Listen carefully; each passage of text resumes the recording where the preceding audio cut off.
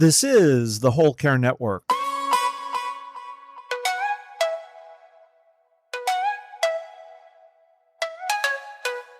Helping you tell your story one podcast at a time. Content presented in the following podcast is for information purposes only. Views and opinions expressed in this podcast are solely those of the host and guest and may not represent the views and opinions of the Whole Care Network. Always consult with your physician for any medical advice, and always consult with your attorney for any legal advice. And thank you for listening to the Whole Care Network.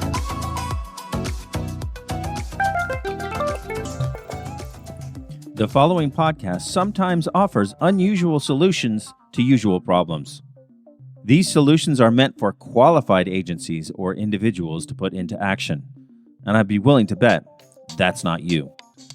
Listen, folks, we don't take ourselves too seriously. Neither should you. So, let's go have a laugh.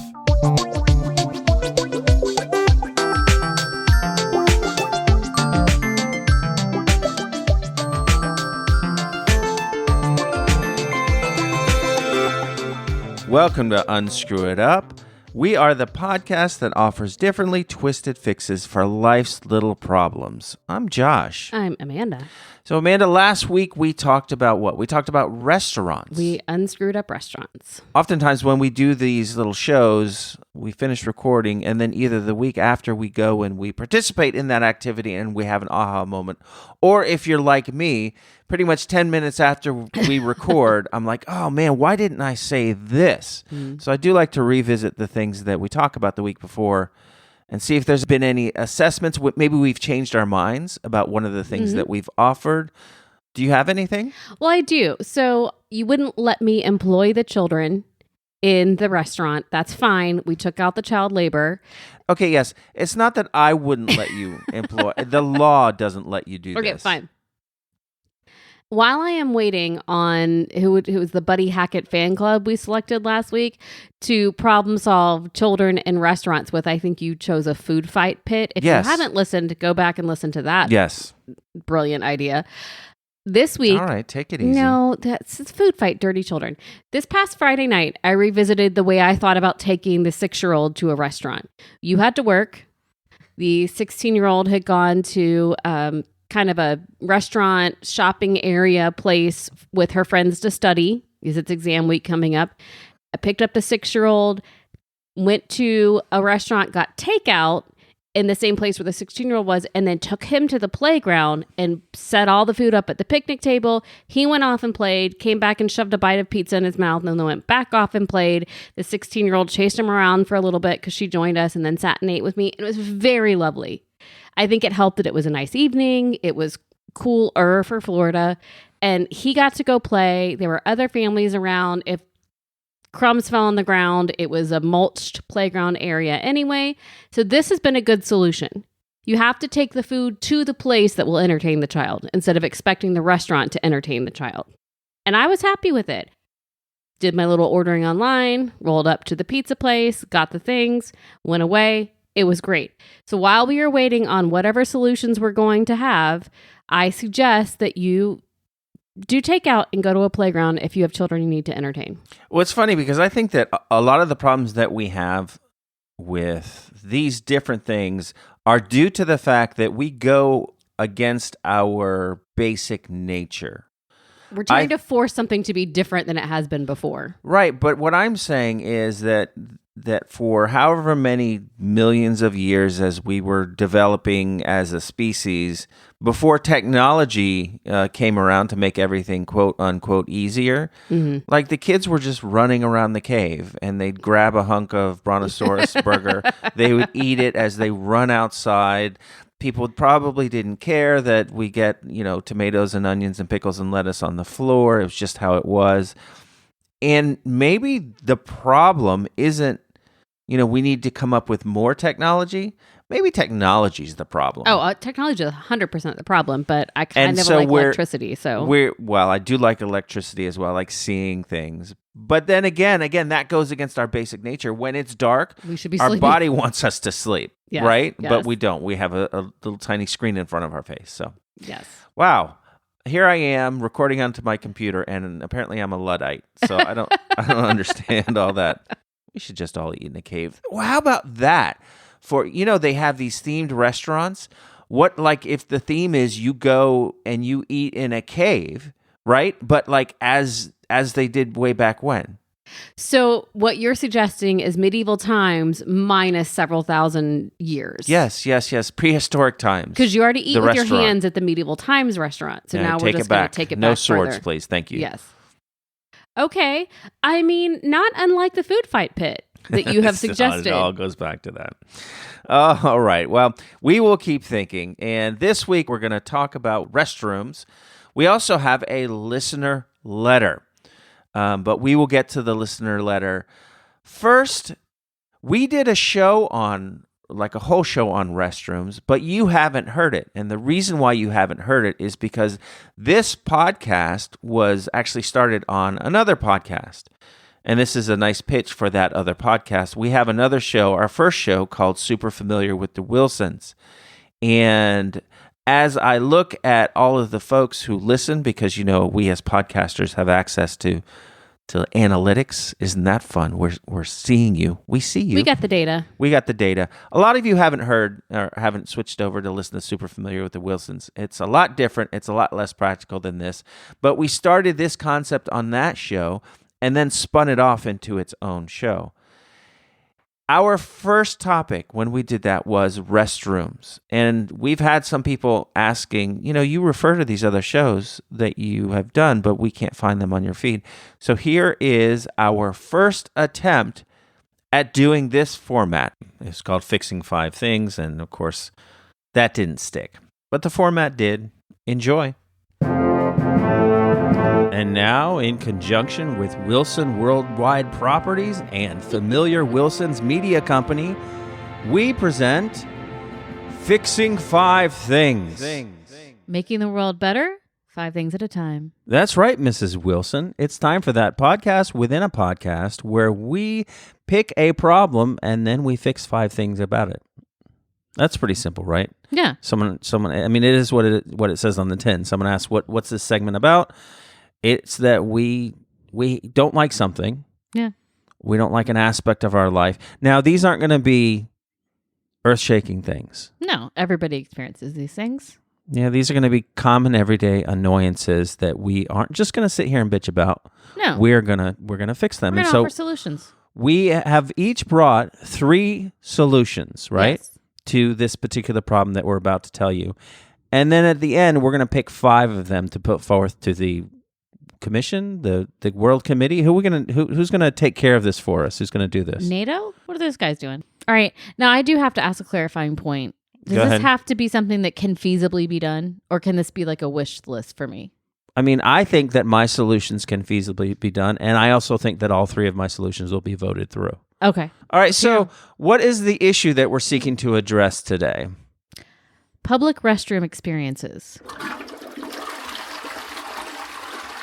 Public restroom experiences. What's the worst public restroom experience you've ever had? Oh, I've had a couple, and they've both been when I was traveling. So my brother was in the Navy and he was stationed in Japan.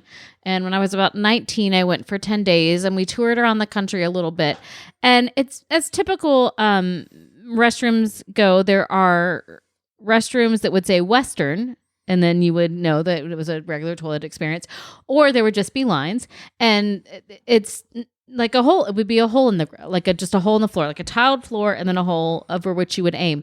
Also, they did not have toilet paper in the restrooms, but businesses would stand out on the sidewalk and hand out like tissue packets for advertising that you would then take into the bathroom with you.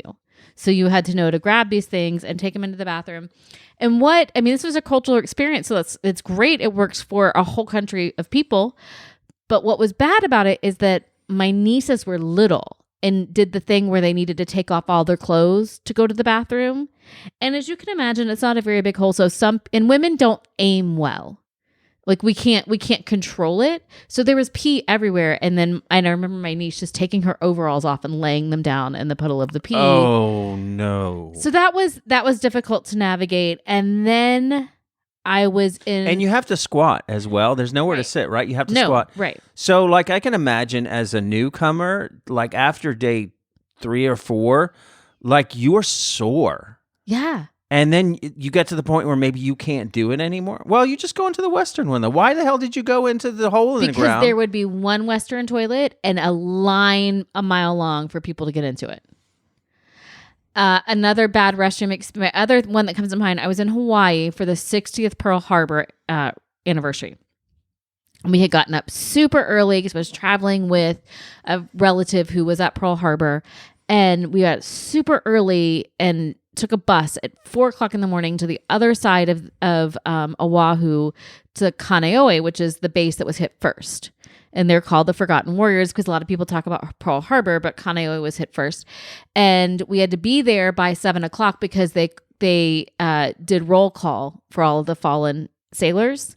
So moving watching these older men stand up and salute with walkers. I mean, some of them had walkers, and it was just so moving. But I had to go to the bathroom so badly because I had had coffee and took this bus. By the time this thing started, I was so uncomfortable, so miserable. When it was over, they shepherded people who needed to go to the bathroom into what was basically a gym with shower stalls with toilets in it, but everybody was there. Men, women, grandparents, children, and I could not go. Like I got performance anxiety. I could not do it. It was the most miserable I have ever been. So that was more about me than it really was about the bathroom, other than everybody was just in there together. Like 40 people in like a big like gym shower situation.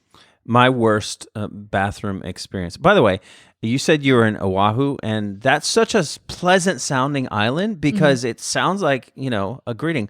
Oahu! It's lovely. Like you're calling someone to you. Oahu! It's lovely.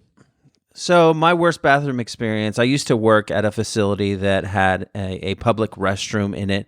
It was an outdoor public restroom. In other words, it was just there because you could access it from outside. Right, because it was next to sports fields, right? And they're public sports. Well, I go in there one day and I do what it is that I need to do, and I go to the sink to wash my hands, and someone has boo-booed in the sink. Oh. And it's not the first time that had happened, nor was it the last time that. So it was a serial sink shitter. Oh, oh gosh. Wow. Did you and clean I'm just it? like, did I clean it? Get out of here. No, we called people. We had people for that. But like, I'm just like, the toilet's right there. That's what I'm saying. Were all the stalls full? No. So, I mean, that has to be, and in general, the public restrooms, especially in like bars, like I've been in, there's gross. a nasty one at a place in North Miami called Churchill's Hideaway, which is a really well-known, famous punk club, right? Okay. That's very recently, sadly, shut down. Their bathroom was disgusting. I think all clubs, bars, any bathroom that you go into where the walls are painted black, like you're in trouble. Yes. It's like just leave at that point. Just go away. Find somewhere else. So clearly, public restrooms are a problem. Now, the question is, let's just take a quick review by way of this article that I found about how dirty public restrooms are. Oh, I don't want to know. I don't want to know. All right, so this is from an article that I found. Sadly, I copied and pasted it onto my notes in my phone, so I can't cite who it's from. But it was, right here, something called Gross Science, all right? By the author is Anna Rothschild, right? So hopefully that gives the proper attribution.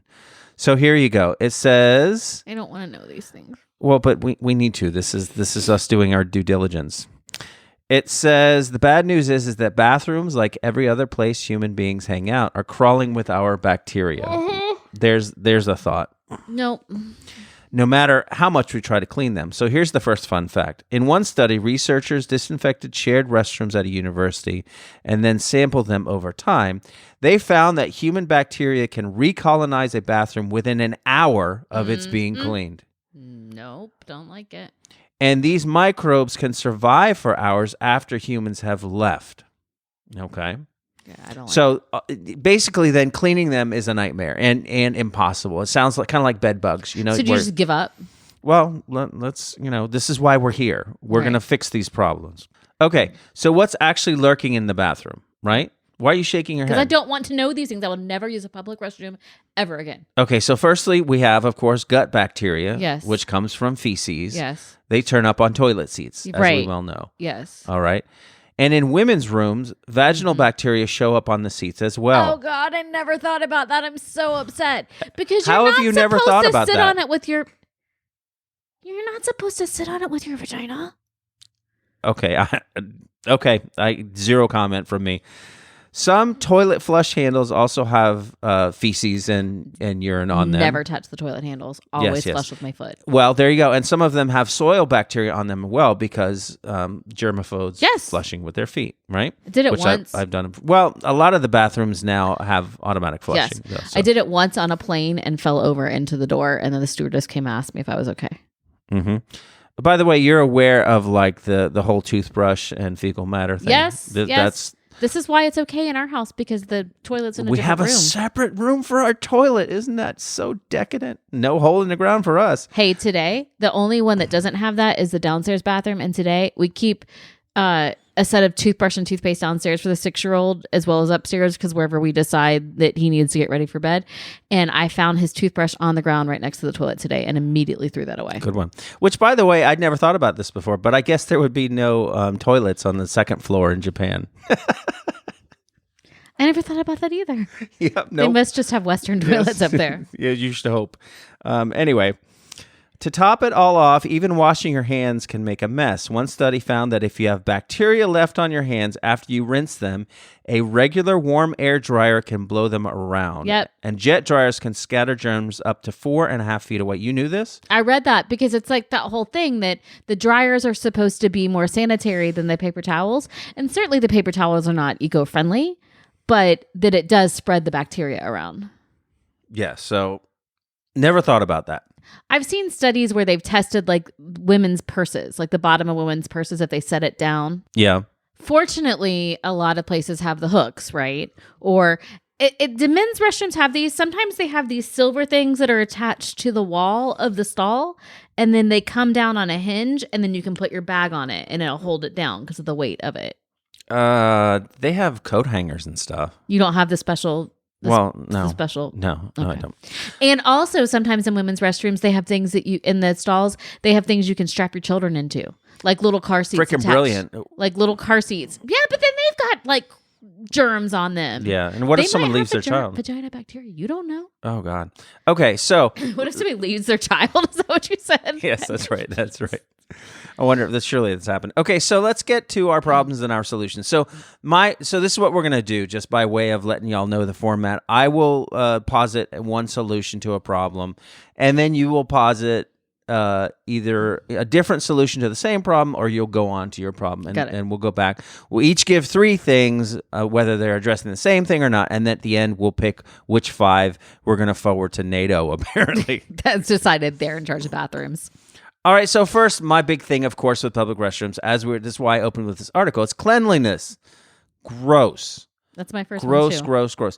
So you do know that they have self-cleaning toilets. That's what I said. That's what in the mine. world. Yes, that was mine. But you know that they exist already. I've seen it, and it's like it has the toilet wrap. And like after, what does that have mean? you seen this? So I have seen toilets that, well, yes, they're self-cleaning toilets, but I have also seen toilets that are covered in, like, you know how you can get the paper things and lay them? Yeah. But I've seen them that have plastic. Right. And with every flush, it advances to new plastic. Oh, how does it do that? I don't know where the other, I think it's just circling it around and it like makes us feel better psychologically. Oh, no. But it says that it's self-cleaning and that it's like constantly protecting you. So I read about they started in European cities, and apparently it's a common sight in European cities. So our friends in the UK, you can educate this topic to us here.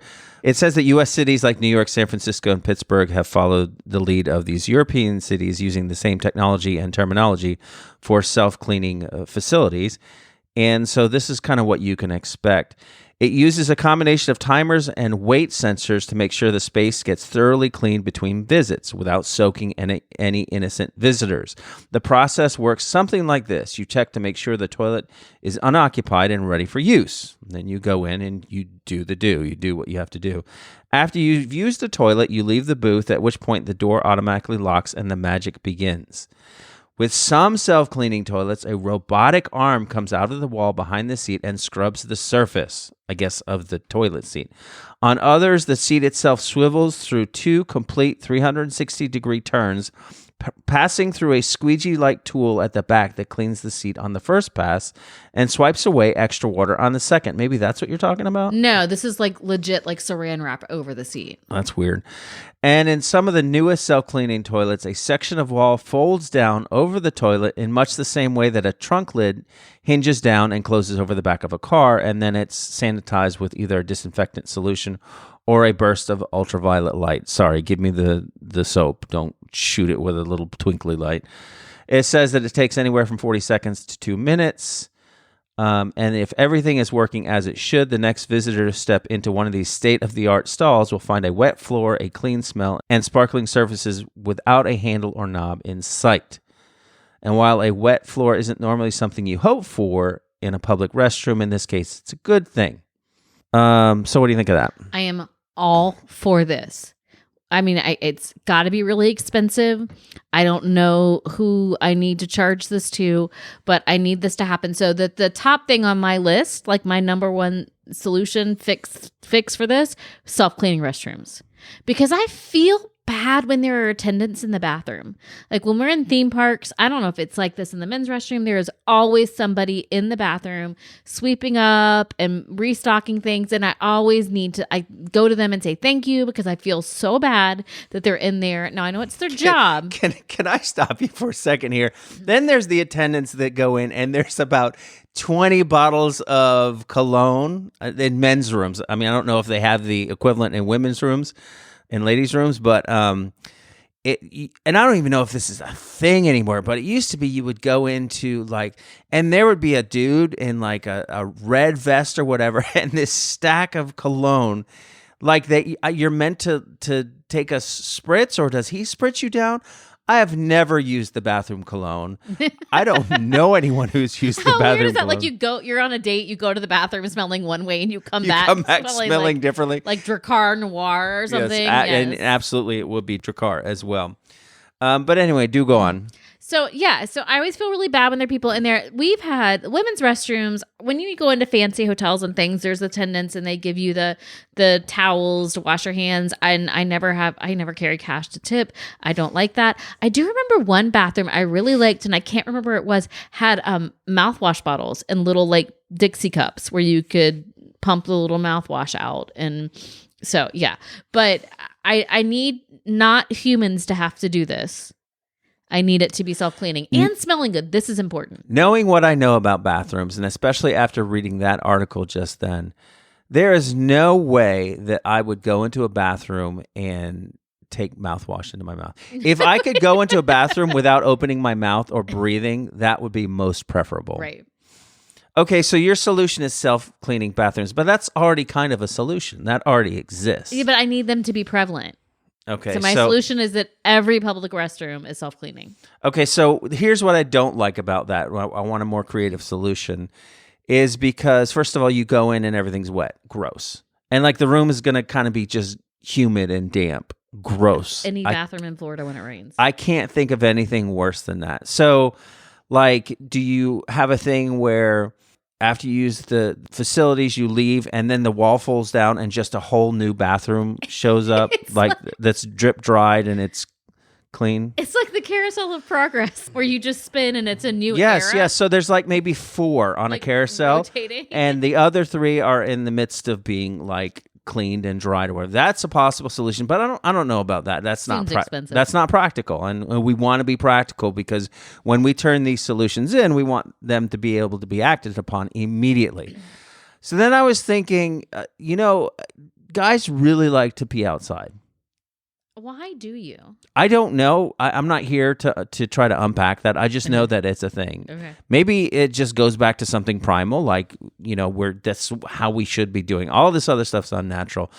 So I was thinking maybe a room where half of it was a room with tile and sinks and the other half was just like an arboretum or something.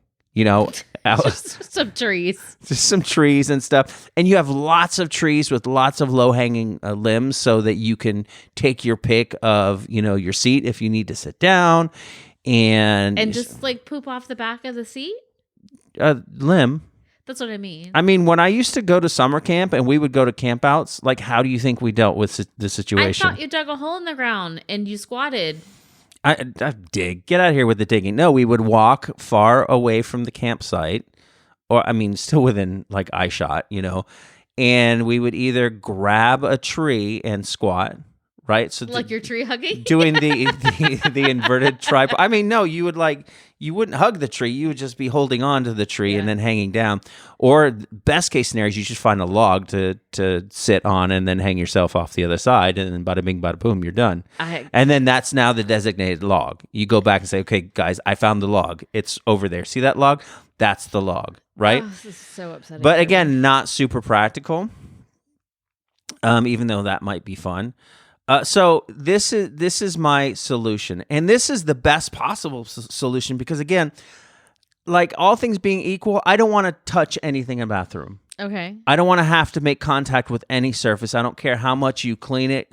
We've already found out that within an hour, like, the bacteria will be back, right? Even if you clean it, we found this out, You right? just want a catheter? No. No, because that's not something touching. Okay. Nothing touching. So how about you figure out a way, and I don't know if we build this into our clothes, that would probably be the best solution. You're going out, so you put on the bathroom suit, right? Okay. And it's going to have hooks in it.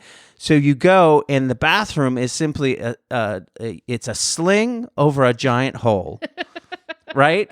Or in this case, it would just be hooks, and you fasten yourself in, and you don't have to sit on anything. And you just you're gently swinging over this hole. The excrement goes away. You are a strange it leaves. Sort of person. How relaxing could you're not? Not only are you not touching anything, but you're just gently. That must be how birds feel when when birds are in the air. Of course, we know that they have to relieve themselves, and they do. But how gentle and wonderful must that be? No, you don't say no. That's my solution. It's your solution. It's not making it on the list. It's not. No, I'm not. I've talked to you about holes in the ground and me trying to go to the bathroom. Yeah, but part of the problem with that is that you're having to squat and you're having to aim. It's a giant hole. How do you wipe? Huh? You have to touch things to wipe. You're not walking around with things on you, and women have to wipe in both occasions. Well, then there's a hose. There, okay, no, that's good. So a giant bidet is just a water hose. It's actually, this sounds so lovely though. It's almost like a hammock with a hole in it, a hole in the ground, and a water hose. This is what you created. It's like it's recreating like a gentle waterfall that you're like the waterfall is going into the hole. You swing on over to the waterfall, you get nice and clean, and bada bing, bada boom, you go about your day. That's my solution. Done. All right, you talk tomato. That's on the list. Go ahead. All right. So I went first, yes, believe it or not. Yes. And my solution to the cleanliness thing was the poop sling. Oh, God. Okay. All right. So what's yours? What's the next one? My second thing is that it needs to have, and this is specific to women, but it needs to be stocked in a way that makes sanitary items for women available for free all of the time. And I don't need to put the quarters in the wall with the thing that also maybe has condoms and sometimes has like lip gloss, weird ass things that are in the vending machine on the wall. You realize that the vending machine is basically preparing you for date night. All of the things that you should have before you leave the house, they're making available to you in this dirty ass restroom in case you've forgotten condoms or lip gloss. And women's restrooms have lip gloss. And condoms? No, usually there's in the guys' rooms, right? Like Okay. Women's is mainly like pads and tampons.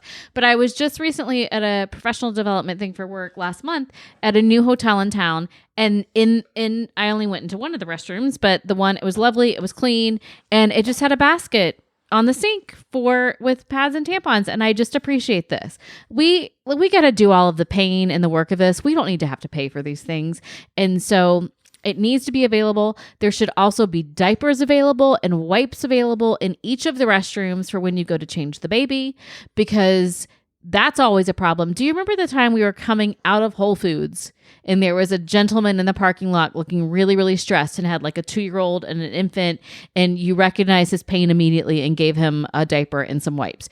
Not a problem if everybody had just available things that you need. Maybe not the mouthwash, maybe not the cologne, but whatever necessity that your body needs should be available to you in the restroom. What would you need in the men's restroom? We need pads and tampons and diapers and wipes. Listen, all that a man needs in a restroom is, and don't give me this cologne and condoms nonsense, toilet paper. Done. We have it easy. I know we have it easy. Yeah.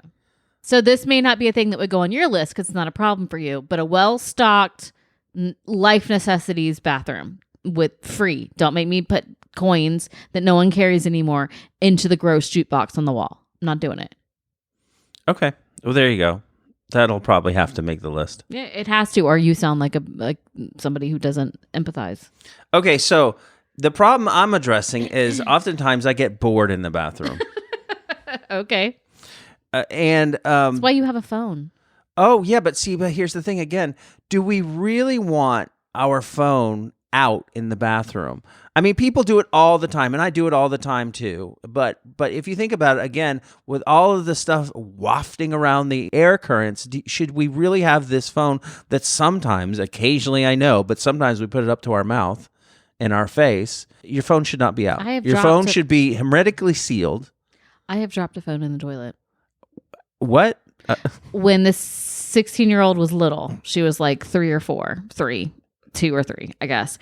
We were in a restroom, Home Goods, by the way. I don't know if you've ever been in that restroom. It's not great. And she had done things that then needed to be attended to. And I had a flip phone, because this is how old this is, that was in like my shirt pocket. And I leaned over and just bloop into the toilet. So I had to take it back out and try to clean it, and then carried it with me for the rest of the night until I could get a new phone. So yeah, it's happened. Gross. Yeah. So again, the phone should be away. Yeah. Well, it was away. It fell out of my pocket. Yes. Well, okay. Problem solved. But now I've also seen TVs. Have you seen this? And like, especially in sports bar bathrooms? Oh, I've seen TVs in sports bar bathrooms, but nowhere else. Too much of a commitment. I don't want to invest myself in a TV program. You never come back. What can they do to alleviate my boredom, but also to make sure that I don't spend too much time in there? Yeah. Because that's the thing with your phone. Like at home, I know that sometimes you'll disappear into our restroom and you'll be on the phone. You know, that's me hiding from the 6-year-old, right? Yes. Okay. But, you know, we can all of a sudden wake up and find ourselves, oh my God, I've been in here for 30 minutes. Yeah. It's got to be something that's cogent to the activity happening, so that the time you spend in there is just bathroom time, but also you don't get bored. Okay. Right, because I'm very easily bored. Really excited to hear what this is. Well, I'm thinking, first of all, I was thinking, well, how about target games? Like Target games, like little things that you can like aim at and and you know like if you're peeing, like little targets or whatever as you're swinging past it. We've separated that solution from this solution. Although that would be interesting too, because you could get some range on it. Back around. Well, and if you're sitting on the throne, then perhaps there can be like a bomber game, you know, pilot to bombardier. You know, kind of that thing, kind of like You Sunk My Battleship or whatever. So I looked online, and they already do have. Of course they do. Well, they have. What I saw was a toilet training tool. It's like Target, like aim so for the. it's like little stickers or whatever. Which, by the way, those stickers are staying until they peel off naturally and they get flushed, or maybe they degrade. I didn't look too far into it, but you put the stickers on, and then your child learns. Okay, Junior, this is you need to aim here. I've seen these. I tell the 6-year-old to aim at the hole at the bottom of the toilet. So there's that, but I want the adult version of this to have some sort of practical application as well, right? Okay. So what I propose is that there be a target system, but also that we connect each and every toilet to some sort of energy gathering equipment, like a turbine.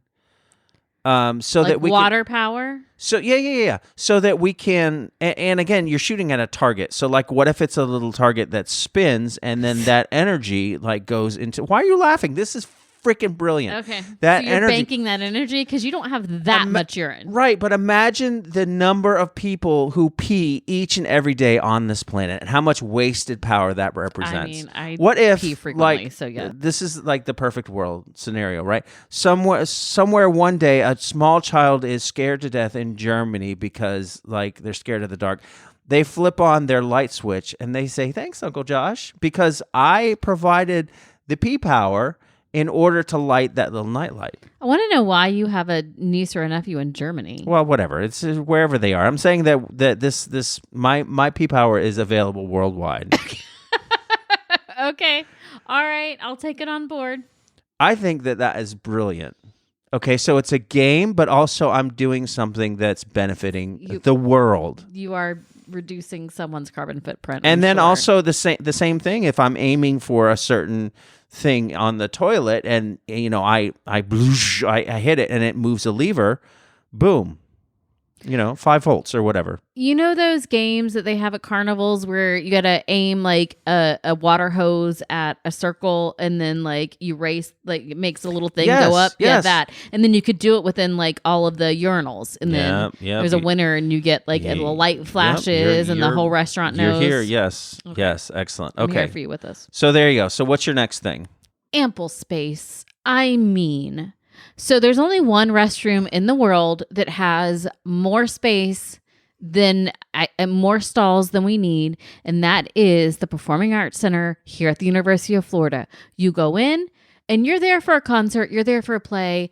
We all know it's a thing. Women have to stand in line much longer than men because we all have to have the stalls. You can't have the urinals.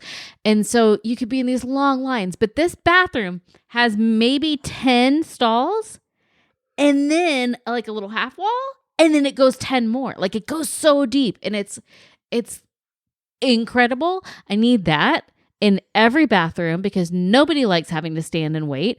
Also, I need a place where you can go do your makeup or look in the mirror or relax away from the mirrors, because you got to wait for people to do their makeup while you need to wash your hands. And so there needs to be a separate room, a little antechamber in the bathrooms, as it were. If you need to go sit and look at your phone, it's clean over there. If you need to escape your date or your children, clean over there. I will tell you that the our mall here in town has a little room off of the bathrooms that you can sit and wait for, your partner or whoever's in the bathroom. Mm-hmm. You know what I'm talking about? Yeah, it's like a little, it's because, so there's couches there, but there's also a nursing room that's there. Yeah. So there's like a chair that you can go in and nurse. But that's the only place I've ever seen like a waiting room for the bathroom. That's freaking brilliant. Yeah. Like that should be a thing. Now, how dirty is that place? Don't know. Also, I know this, you're talking about these large bathrooms. Mm-hmm. And the university in general, like the sports facilities and whatever, like they have huge. Yeah. I don't like that. Why? Well, because there was at one point where I got lost. I felt like I was playing a game of Pac-Man I did not want to be in, right? Because I was there's no wayfinding. Yeah. Bathrooms, first of all, shouldn't need wayfinding. Okay. Like I appreciate the need for more space, but you got to figure it out in a way that I don't get lost. Well, the one at the Performing Arts Center is just it's just linear. It's just like one line, and then you can go back and forth. So I need more space, and I need an antechamber. Okay, good. So now my third thing, my last thing, right? Yes. So first of all, it's been the poop swing, which right. I think is brilliant, or sling, yes. Poop sling, TM, Wilson Technologies. The second thing is target games that can be attached to the power grid because I get bored. Global So the warming, last got it. thing is sometimes for me the bathroom experience can be exhausting.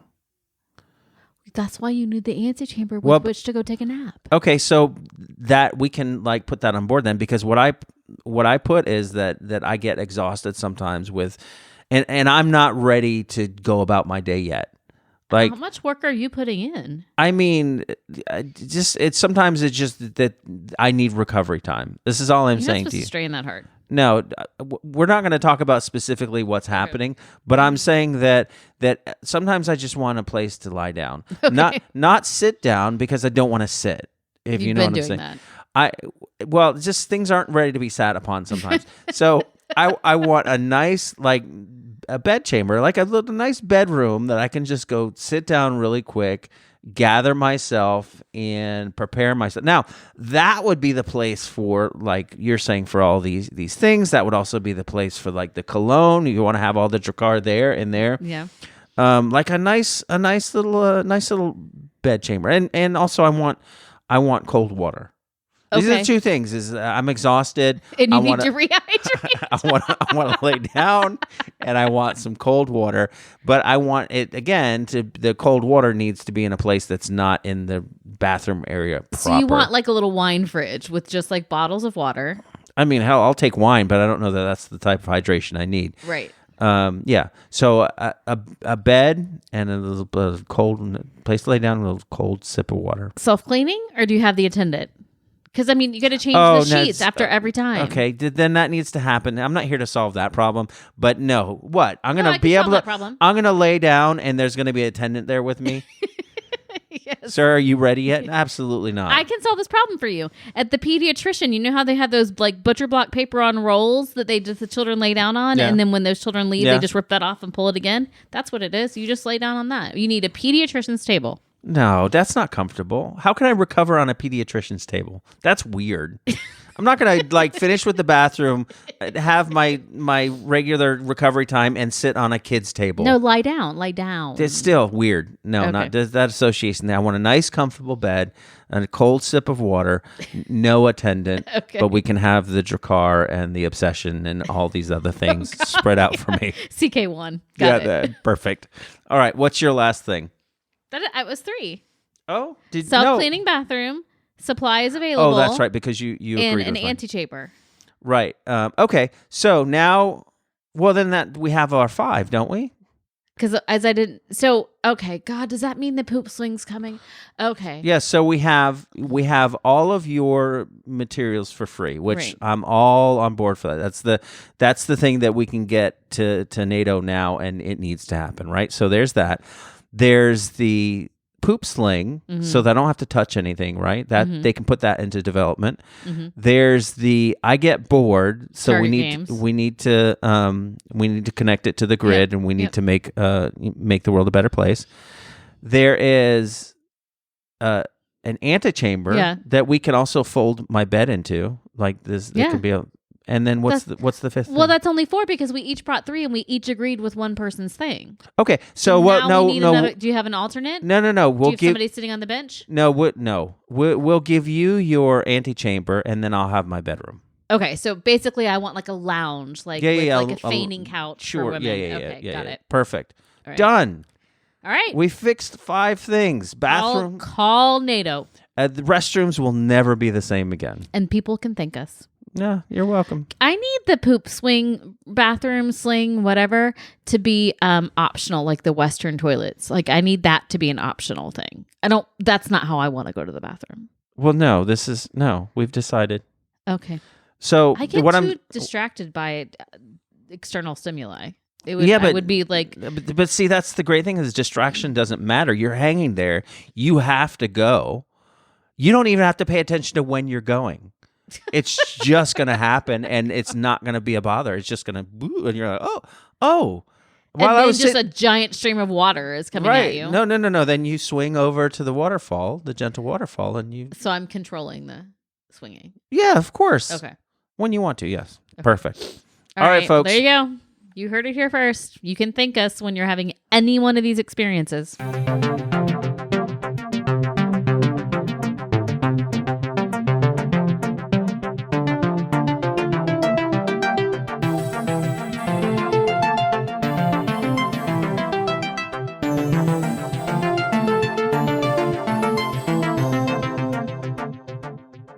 Amanda, what did you think of that? Do you think we've gotten better? I think that we've gotten better, and I also think that I still am not going to support the poop sling. Sling or swing? Swing, and it doesn't matter. The poop swing supports you. Excellent. All right, Josh, we do have a listener letter before we go. Comes from a friend who says, Dear Josh and Amanda, I need your help. It feels like I am always in my kitchen. Lord, do I know that feeling. Either cooking or cleaning. And once I get it clean, it's time to cook again. Amen. I love cooking for my family, but it feels like once I get it clean, inevitably somebody is hungry. I know you have a big family too, so please help. How can I spend less time in the kitchen? All right, friend. I feel this because I feel like these people keep showing up wanting to eat every day. Every day they need to eat. Like new people or the same people? What do you mean these people? The same people that live in this house. Okay. And then two who don't live in this house, who used to live in this house. Still come back and eat in this house. They wander back, but thank God they don't wander back with their laundry. No, they wander down the street with their laundry. Yes, they take the laundry to their grandmother's house. They don't bring it here. They've got a setup. They really do. Their grandmother lives 3 houses down. They drop the laundry off. They come here for dinner. They go back and pick up clean folded laundry. I mean, this is really how you should do life. That's only like 3 houses down. Why don't we start taking our laundry over to her? I feel like I have said I want to start slipping do you think she will notice if I start slipping my laundry in with theirs? I mean... There's a difference. Here's the funny thing, though. If you start slipping your underwear, in, like, there's no way she would ask. She'd be mortified that the 24-year-old is bringing his bra and panties, but she would be terrified to ask. Yes, no. Let's try it. No. Anyway, yes. People show up at this house wanting food all of the time. While I do not have a Wilson's Technology fancy solution for you, I have a practical one for you. Kitchen hours. My mother used to employ these. So have a sign, kitchen is closed? For real. My mom would clean the kitchen at night after dinner and then announce to the house, the kitchen is closed. Darken it. Oh my God, that's brilliant. You walk away from it. If you want something, you have to go get it and you have to clean it up and you have to leave it exactly as it was, or there is the wrath of Shirley, my mother, the next morning. So I suggest that you get a sign, you get whatever, like a stanchion? What are those things called at the movies? A stanchion. Yeah, just like something to block it off. You block it off. Kitchen is closed. The end. I am suggesting employing kitchen hours. Because I agree, inevitably here, we will have dinner, we will clean up, either Josh cleans up or I clean up, we switch off based on who's cooked, and then we get the 6-year-old in bed, and guess what? He who was not so interested in dinner is all of a sudden hungry. I know it's a stall tactic, but he also eats when we bring him up whatever fruit we've decided that he needs to have. So I'm saying you get everybody on board. Here are the kitchen hours. They are posted. And you need to have a breakfast, lunch, and dinner service, just like the fancy restaurants do. If you're doing that, though, you need to lock everything. We need to lock the refrigerator. We need to lock the cabinets. Or else there's no teeth to it. Like, they can do whatever the hell they want. They wander down like bandits in the night. Okay. Because the 16-year-old wandered into our room at 11:15 last night and asked if she could have pasta. Now, I got up with her because I wasn't tired and wanted to eat something. See, that's the thing, though. When you own a restaurant, you have keys to it. So if you want to go get something, that's fine. She made her own pasta at midnight. I just happened to be there eating my keto ice cream pop. But that's my solution. Kitchen hours, post them, lock all the things up, and then there's people will get used to it. You don't get mad when you go to your favorite restaurant and it's closed. I mean, you might be disappointed, but you're not mad at the restaurant because they clearly have posted their hours. You go back when the restaurant is open. There's more draw to eat when the restaurant hours are open. And then you're not always in there cooking and cleaning on a cycle. Well, here's the other thing is that oftentimes these days, after the pandemic, you'll see a sign on your favorite restaurant or store that says we're closed because of lack of due to staffing issues. We can do that too. Yeah, that's right. My solution to this problem of having to be in the kitchen all the time and tending to things is a little different. I'm going to harken back to how we started this episode. I suggest that the kitchen is technology that actually made more work for us, not less work for us. Okay. Again, it's one of these things where technology is supposed to make things easier. It hasn't. So I now suggest that every house be equipped with a giant open flame fire pit in the middle of the house, right? Like it used to. And it could have like a chute that goes, takes it up, the smoke up, and even like a little like a fan or something that will pull the smoke up so the house isn't filled with smoke. Like we can employ some technology, but huge open flame that's always going in the middle of the house. When it's time to cook, you cook your stuff on it, you eat it. It's an open flame. It's going to burn all the residue off or whatever. The food you don't eat, like the leftovers or like whatever, you just throw them into the flame. This also takes care of your garbage as well. Just throw your garbage into the flame. It also can help heat your house. All right. So this open flame idea actually solves a lot of problems. I think it's perfect. It is a perfect solution. I don't think that it needs any more comment from you. I think it's an environmental issue. Why though? Because you're releasing all kinds of things into the air. Right, but we can figure out filters. And listen, all the people who used to make kitchens, they're not going to be doing that anymore. They're going to need jobs. So their job now is to sort out how to filter the air. Don't tell me that this is going to have as much as an environmental impact on the world as all of the electricity that we use in our kitchens when we're using our kitchen, and also all the manufacturing and the consequences of that manufacturing to make all of this stuff in our kitchen. I'm telling you it will balance out as far as environmental impact. I'm telling you that that's so. Because people don't consider the impact of the manufacturing, for example. That's a fair point. Last question before I sign off on this. Oh, okay. I wasn't aware that you had final signatory rights, but fine. Good that we shortcut all of the process and just go right the hell to you. Go ahead.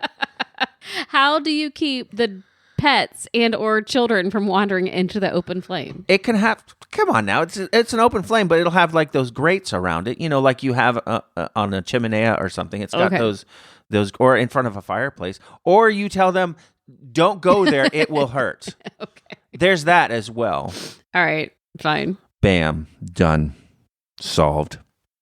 If you want to send us a question, you can reach out to us on our social media.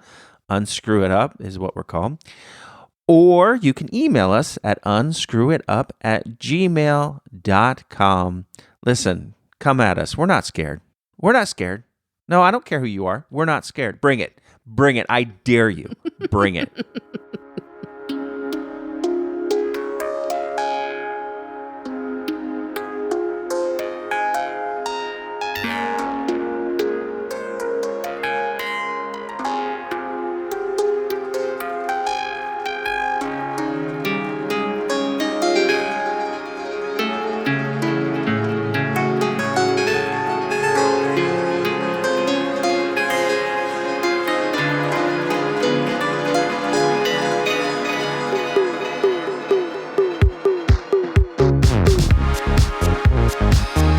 All right, Amanda, that's pretty much all that we can deal with right now. I don't think we can unscrew anything else up. I am spent. Oh, okay. I am depleted. Wow. All right. I'm not. I can fix some more things, but... All right. Well, there's plenty wrong in this house that you can I know. fix. I'm about to go start cleaning up the kitchen while you edit this show because it never ends. Open flame, baby. Open flame. We are a part of the Whole Care Network. The Whole Care Network is not only just a network of podcasts, it is a website, is a place to go that you can get resources if you are a person who cares for people. So this is mental and emotional wellness resources. This is educational resources. People who are a part of the Whole Care Network want to help people, and they want to help you if you need it. So go to thewholecarenetwork.com. Check those things out, as well as their plethora of amazing podcasts, of which we are one. That's it for this week, and we want to encourage you as you go through your life, as you go through the ups and the outs and the ins and the downs and the cross towns and all of the things of your life. All the prepositions. Whatever you do, don't screw it up. Bye. Bye.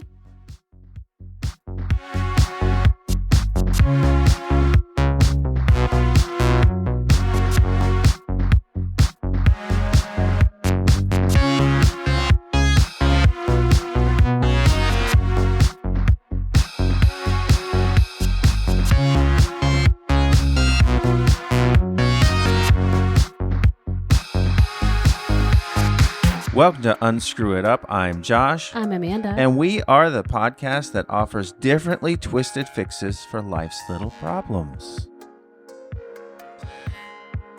Hey, Josh. I hate it when you don't let me know that I'm going to have to talk next. Like, you usually always say something else, so what the f*** am I supposed to say? I'm about to go full Casey Kasem on this.